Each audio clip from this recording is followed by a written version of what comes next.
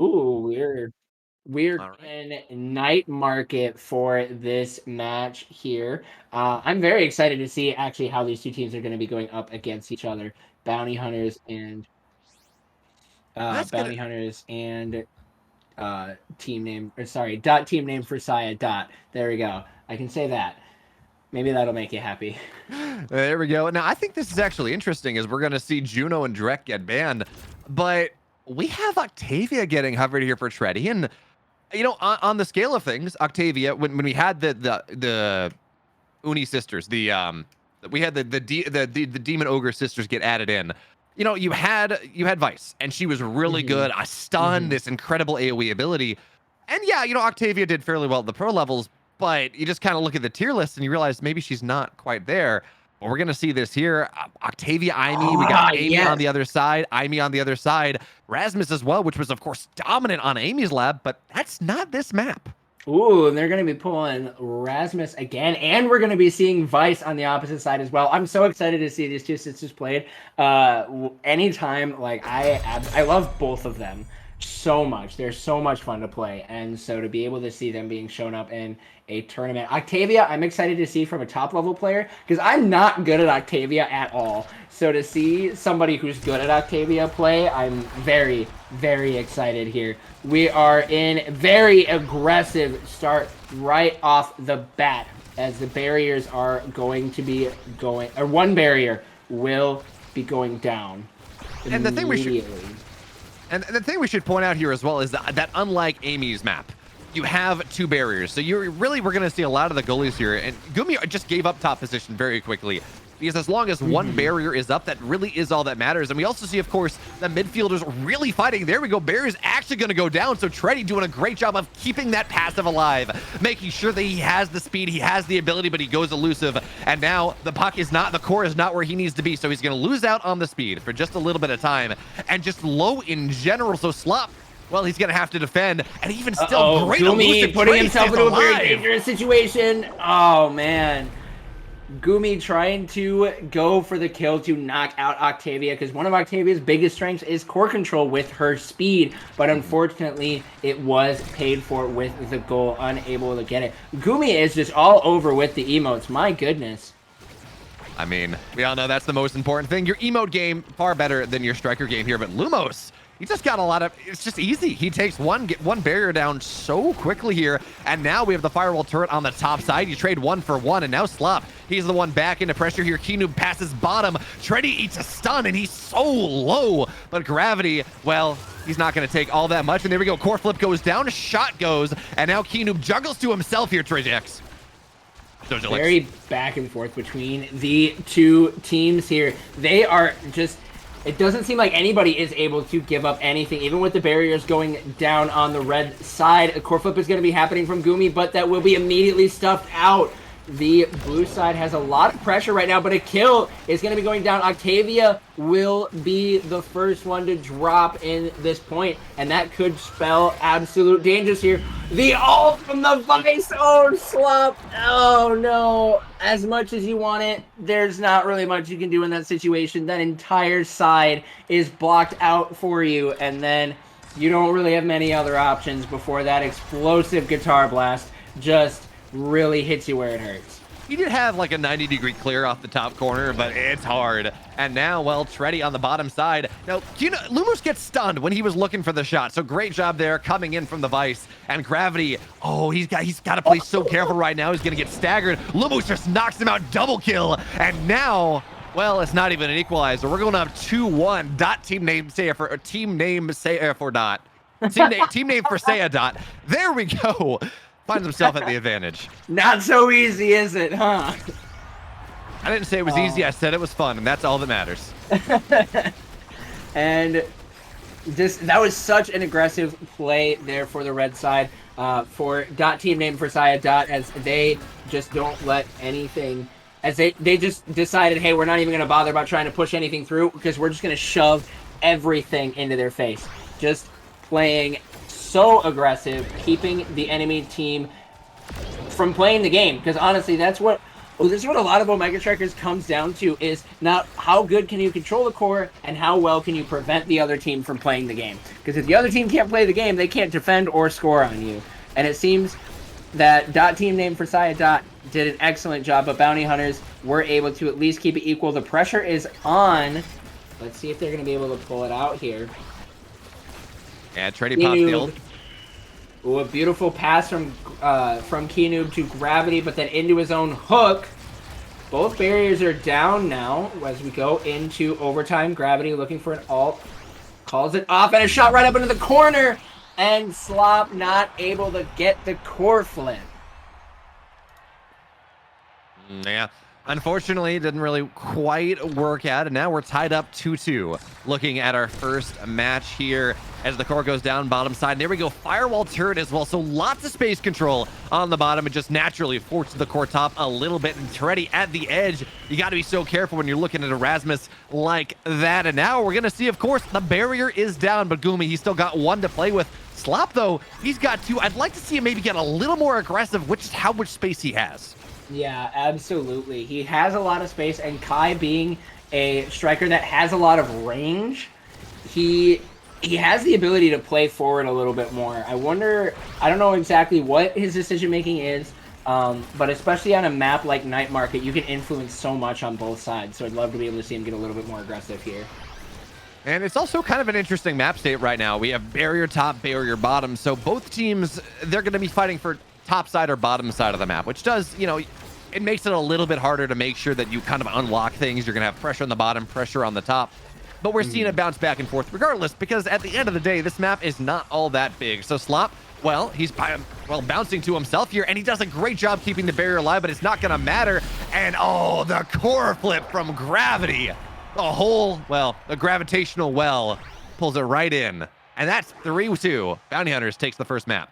That was that one was very back and forth. I didn't honestly know where that point was going to be ending up, but that core flip came out so beautifully there for Bounty Hunters. And honestly, with the way that was going, I wasn't expecting Bounty Hunters to take that first flip. Take that first set. Kind of nice to be proven wrong. Interesting choice to not go with the Monumentalist though in this Awakening draft. Yeah, and we see Amy getting built different, which of course is primarily for the firewall turret to make sure that you have those really heavy impact shots, but it also means we get to see Big Amy. Big Amy. Yes. Amy is a great time to... Big Amy is big... Is Amy or Amy? I honestly hear both. I never know.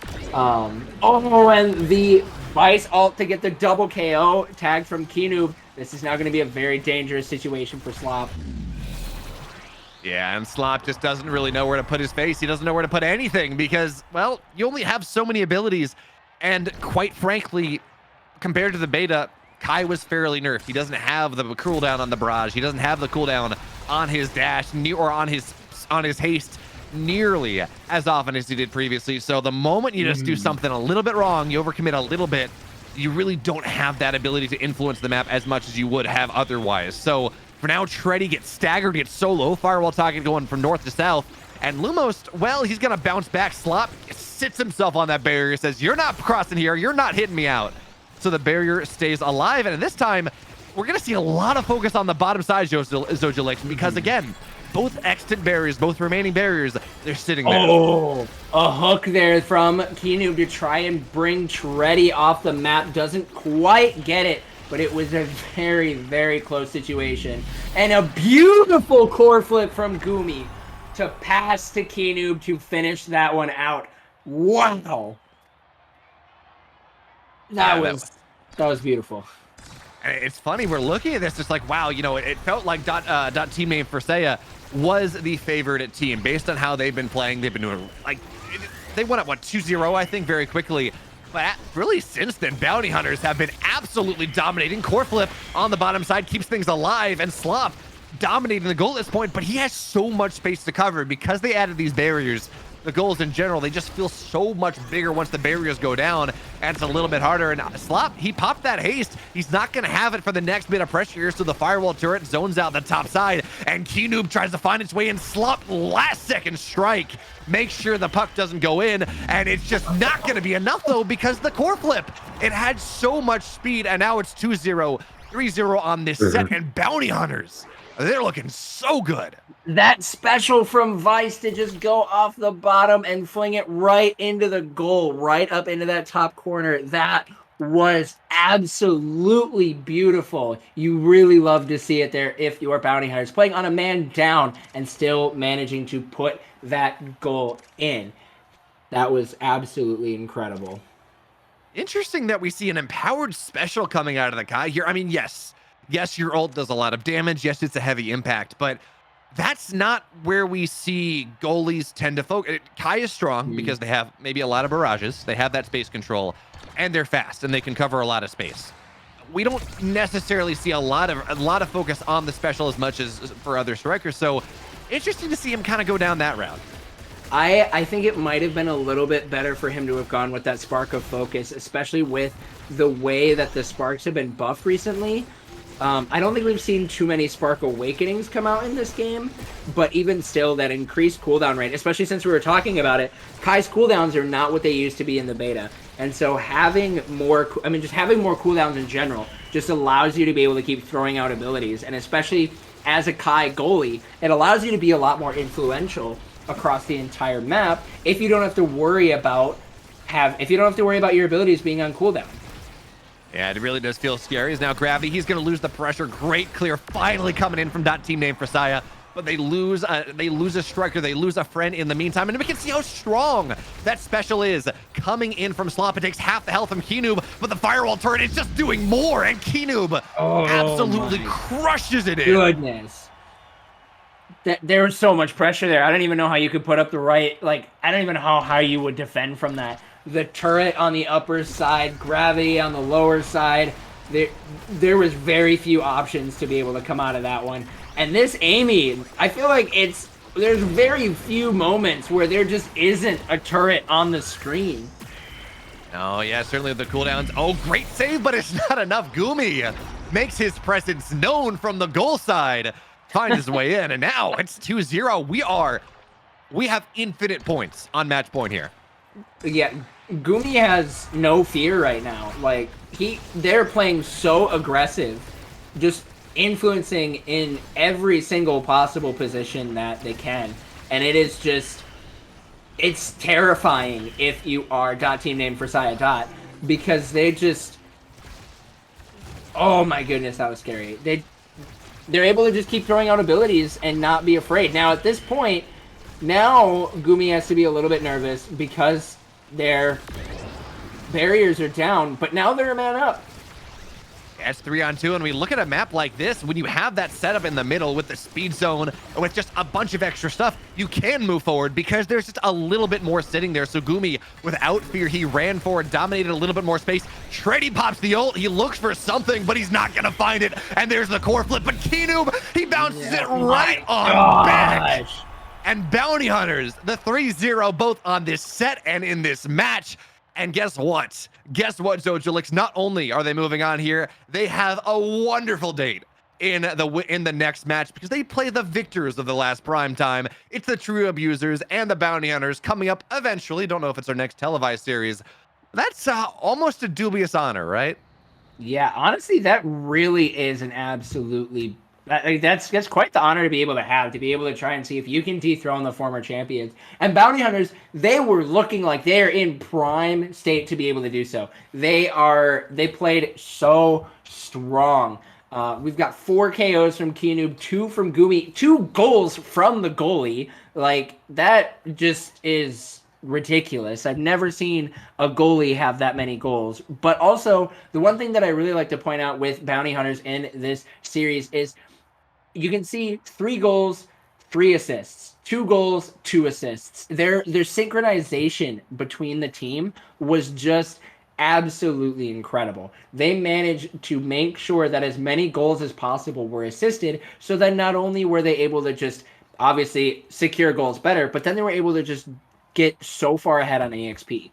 Yeah, that's actually a really good point. And that's one of the things that really does separate the good teams from the great teams. I mean, we've seen a lot of excellent individual play thus far in the first 3 rounds that we look at, but we saw it in the Surreal Saucers match last time where we just had, it was very clear that Surreal Saucers knew how to play together and to get those passes off and get those assists going in a way that their opponents weren't quite there yet, or at least didn't have it going in that game. And by the way, we talk about previous setups, previous results. It is, of course, the trio abusers that actually did take down Surreal Saucers on the top side. So it seems like we're doomed. We are blessed by sitting on the top side of the bracket for the time being. Although we do have to point out that that will not be the next televised match here. It's going to be Hold the Line, the upset Supercore Overflow against the only team that's been signed to an org in Surplus Esports. So Jojalix, as we get ready to move to a brief break, any thoughts on that next setup? I mean, to see, I was talking about it with Zephyr in my first game, to be able to see more esports organizations getting involved into Omega Strikers is something that I was waiting for since the beta. I absolutely love this game. I'm so excited to be able to see it. Surplus, they're still holding strong in the upper bracket, playing absolutely incredible. Hold the line, going in a really, really, really strong match, being able to upset Core Overflow. And so to be able to just see this now as the next televised match, I'm not even going to be able to leave my chair, even though I'm done casting for the night. I'm not even going to be able to leave my chair to watch, because I have to be able to see how they're going to be playing in this next match. Yep. So up next, it's a best of 3. Will there be a surplus of points, or will Hold the Line hold the line? It's going to be a totally new set of casters, but it's going to be a good time. After the break, our first best of 3.